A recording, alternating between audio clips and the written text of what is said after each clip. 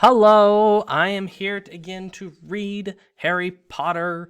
A lot of great stuff yesterday. Dumbledore was mysteriously called out of Hogwarts by the Ministry of Magic. Snape confronted them in the hall. They put a locking curse on Neville, and now they are just sneaking past Fluffy. Woo! Good stuff. Well, let's keep on trucking, as they say. Ahem.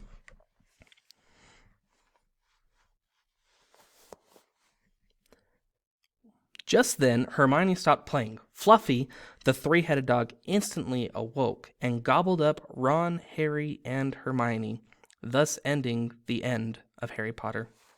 Whew! Well, thanks for reading that book with me, everyone. That was a great read. I think it could have gone better there towards the ending, with all three of them getting eaten by the three-headed dog, Fluffy. And then Snape ends up getting the stone, and it's just doom for all of the wizarding world. So good book. Thanks for listening, and tune in next time. Ha ha ha, that's a joke. All right, let's start reading for reals. Harry climbed over it and looked down through the trap door. There was no sign of the bottom. He lowered himself through the hole until he was hanging on by his fingertips. Then he looked up at Ron and said, "If anything happens to me, don't follow. Go straight to the Owlery and send Hedwig to Dumbledore, right?" "Right," said Ron. "See you in a minute, I hope." And Harry let go. Cold, damp air rushed past him as he fell down, down, and flump. With a funny, muffled sort of thump, he landed on something soft. He sat up and felt around. His eyes not used to the gloom. It felt as though he was sitting on some sort of plant. "It's okay," he called up to the light the size of the postage stamp, which was at the open trap door. "It's a soft landing. You can jump." Ron followed straight away. He landed sprawled next to Harry. "What's this stuff?" were his first words. "Don't know. Some sort of plant thing. I suppose it's here to break the fall. Come on, Hermione." The distant music stopped. There was a loud bark from the dog, but Hermione had already jumped. She landed on Harry's other side. "We must be miles under the school," she said.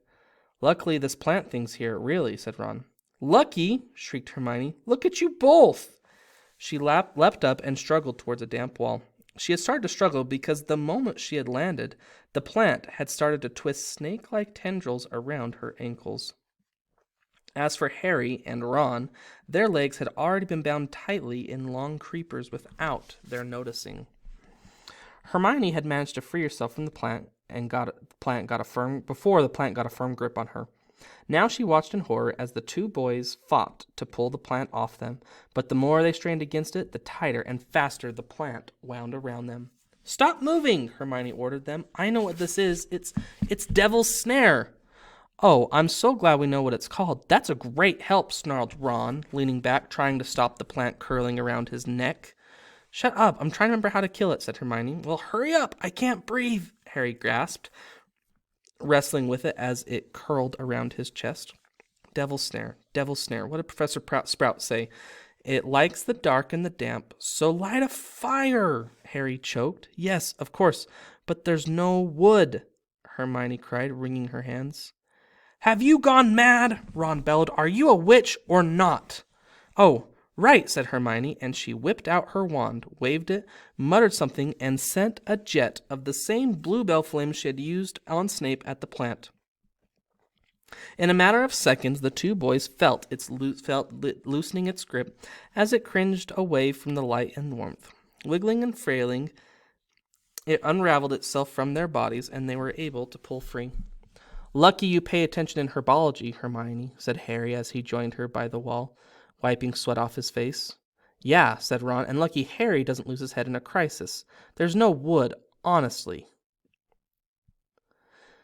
"This way," said Harry, pointing down a stone passageway, which was the only way on. And they could hear, apart from their footsteps, was the gentle drip of water trickling down the walls. The passageway sloped downward, and Harry was reminded of Gringotts. With an unpleasant jolt of the heart, he remembered the dragon said to be guarding the vault in the Wizard's Bank. If they met a dragon, a fully grown dragon, Norbert had been enough. "Can you hear something?" Ron whispered. Harry listened. A soft rustling and clinking seemed to be coming from up ahead. Do you think it's a ghost? I don't know. Sounds like wings to me. There's light ahead. I can see something moving. They reached the end of the passageway and saw before them a brilliantly lit chamber, its ceiling arching high above them. It was full of small, jewel-bright birds fluttering and tumbling all around the room. On the opposite side of the chamber was a heavy wooden door. Do you think they'll attack us if we cross the room? Said Ron suspiciously.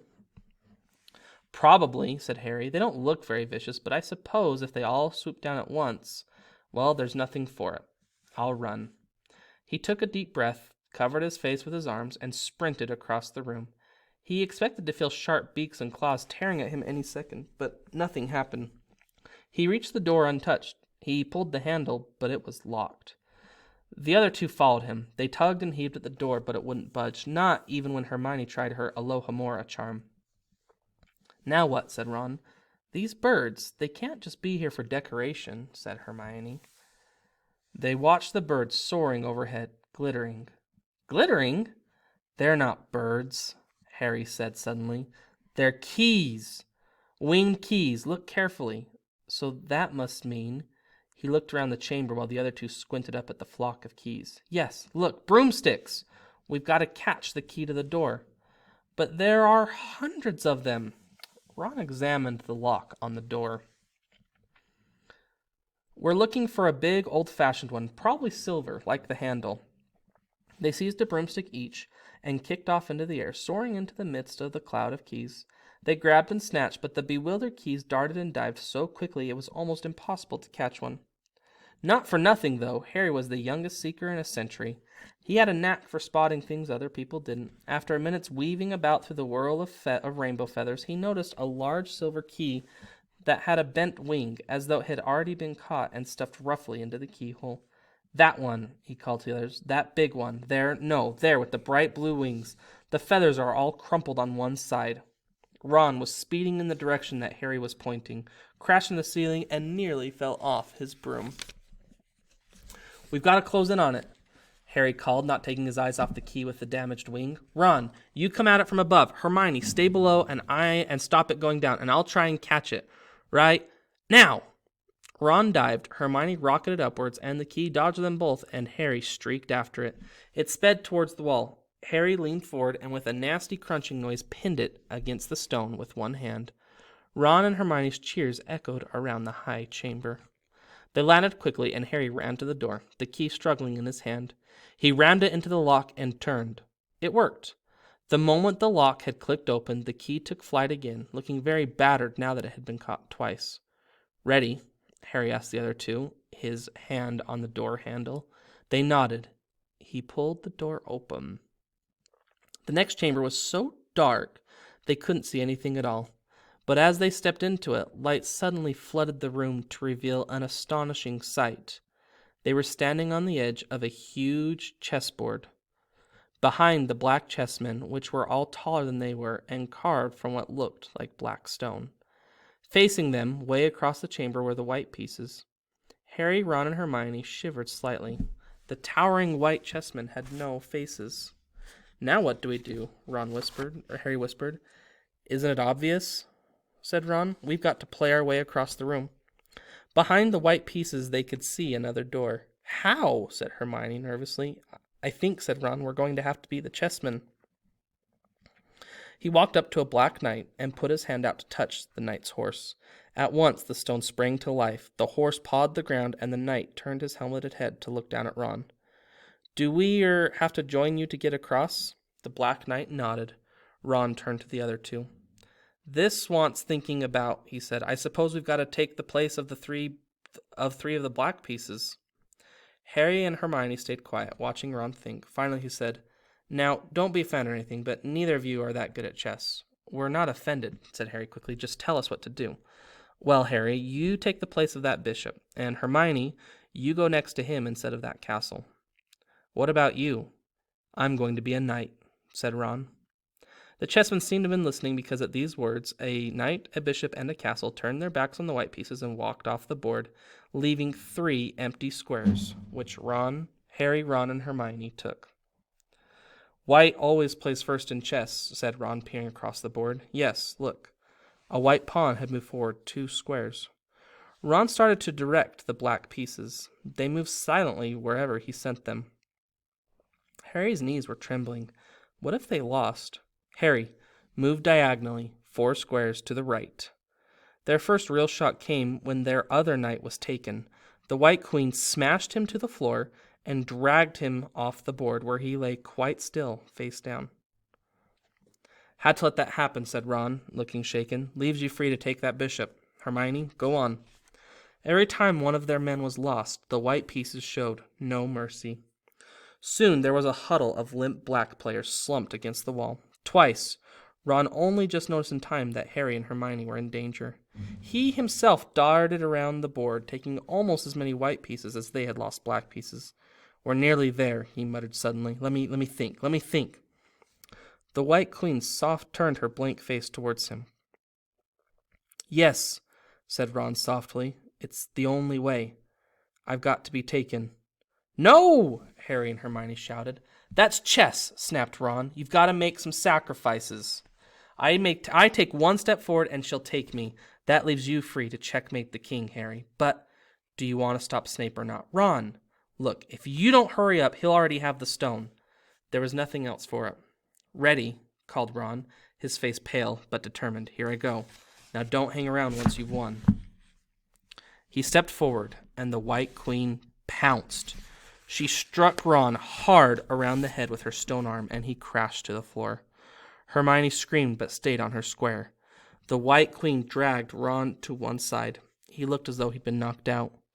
Shaking, Harry moved 3 spaces to the left. The White King took off his crown and threw it at Harry's feet.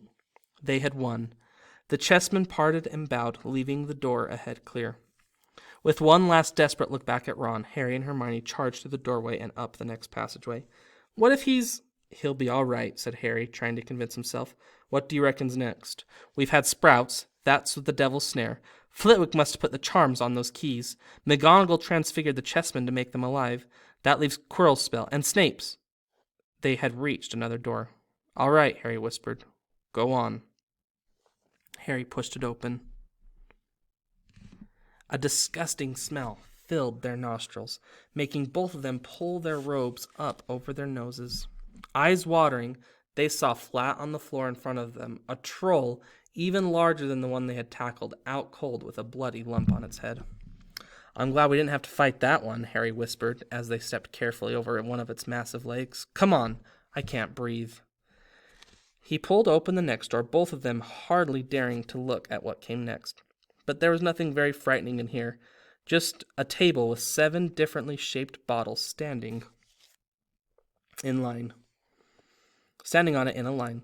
Snape's, said Harry. What do we have to do? They stepped over the threshold, and immediately a fire sprang up behind them in the doorway. It wasn't an ordinary fire either. It was purple. At the same instant, black flames shot up in the doorway leading onwards. They were trapped. Look! Hermione seized a roll of paper lying next to the bottles. Harry looked over her shoulder to read it. Danger lies before you, while safety lies ahead. 2 of us will help you, whichever you will find. One among us 7 will let you move ahead. Another will transport the drinker back instead. 2 among us number only nettle wine. 3 of us are killers, waiting hidden in line. Choose unless you wish to stay here forevermore. To help you in your choice, we give you these clues 4. First, however sly the poison tries to hide, you will always find some on nettle wine's left side. Second, different are those who stand at either end, but if you would move onward, neither is your friend. Third, as you see clearly, are all different size. Neither dwarf nor giant holds death in their insides. Fourth, the second left and the second on the right are twins once you taste them, though different at first sight. Hermione let out a great sigh, and Harry, amazed, saw that she was smiling. The very last thing he felt like doing. Brilliant, said Hermione. This isn't magic, it's logic, a puzzle. A lot of the greatest wizards haven't got an ounce of logic. They'd be stuck in here forever. But so will we, won't we? Of course not, said Hermione. Everything we need is here, on this paper. 7 bottles. 3 are poison, 2 are wine. 1 will get us back safely through the Blackfire, and 1 will get us back through the Purple. But how do we know which to drink? Give me a minute. Hermione read the paper several times. She walked up and down the line of bottles, muttering to herself and pointing at them. At last she clapped her hands. "Got it," she said. "The smallest bottle will get us through the black fire towards the stone." Harry looked at the tiny bottle.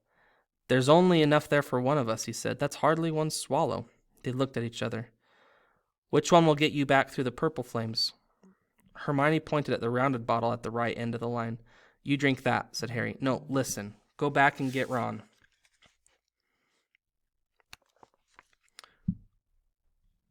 Grab brooms from the flying key door. Then they'll get you out of the trapdoor and past Fluffy. Go straight to the Owlery and send Hedwig to Dumbledore. We need him. I might be able to hold off Snape for a while, but I'm no match for him, really." "But, Harry, what if you know who's with him?" "Well, I was lucky once, wasn't I?" said Harry, pointing at the scar. "I might get lucky again." Hermione's lips trembled, and she suddenly dashed at Harry and threw her arms around him. "Hermione!" "Harry, you're a great wizard, you know." "I'm not as good as you," said Harry, very embarrassed as she let go of him. "Me?" said Hermione. "Books and cleverness? There are more important things. Friendship and bravery. And, oh, Harry, be careful." "You drink first," said Harry. "You are sure which is which, aren't you?" "Positive," said Hermione. She took a long drink from the round bottle at the end and shuddered. "It's not poison?" said Harry anxiously. "No, but it's like ice. Quick, go before it wears off. Good luck, and take care." "Go!" Hermione turned and walked straight through the purple fire. Harry took a deep breath and picked up the smallest bottle. He turned to face the black flames. "Here I come," he said, and he drained the little bottle in one gulp. It was indeed as though ice was flooding his body. He put the bottle down and walked forward. He braced himself, saw the black flames licking his body, but couldn't feel them. For a moment he could see nothing but dark fire. Then he was on the other side, in the last chamber. There was someone already there, but it wasn't Snape. It wasn't even Voldemort. Dun, dun, dun! And if you know, don't comment on it. Whew! Man, I'm so glad they didn't get eaten by Fluffy, because this is just a good story. Thanks for listening.